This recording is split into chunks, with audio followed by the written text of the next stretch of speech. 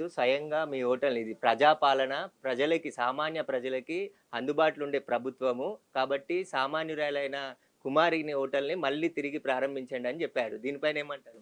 అసలు చెప్పండి. అసలు నాకు ఆనందంతో అదే అంటున్నా. ఆనందంతో దాన్నేదో అంటారు కన్నీళ్ళకి మరి ఆనంద బాష్పాలు.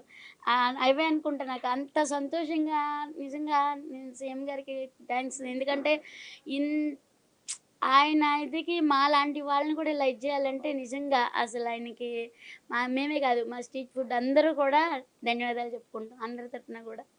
సీఎం గారు మీ హ్మ్. హోటల్‌కొస్తా అన్నారు. హ్మ్. సీఎం గారికి రెగ్యులర్‌గా వండే వంటలే పెడతారా? ఏమన్నా స్పెషల్ తయారు చేసి పెడతారా?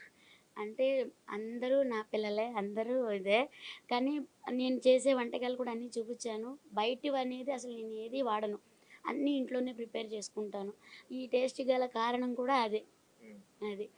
ఇప్పుడు అలా అనుకుంటే సెపరేట్ అని అలా అనుకుంటే అలా అను ఇది సీఎం గారు ఇప్పుడు మా ఫుడ్‌కి వస్తానంటేనే నేను ఎన్ని జన్మల పుణ్యం చేసుకున్నానో. హ్మ్. ఎన్ని జన్మల పుణ్యం చేసుకున్నానో. మరి రావాలి వస్తున్నారంటే అసలు చాలా అంటే చాలా సంతోషంగా ఉంది నాకు. ఇప్పుడు ఇన్ని కష్టాలు ఇది చేసుకొని వాళ్ళు ఇక్కడి దాకా వచ్చి ఇంతలా నాకు సపోర్ట్ సీఎం గారి సపోర్ట్ కూడా నాకుందంటే అసలు నాకు నిజంగా కళా నిజమా అనిపిస్తుంది. నిజంగా అసలు నేనెప్పటికీ రుణపడి ఉంటాను. కాంగ్రెస్ ప్రభుత్వానికి, సీఎం గారికి.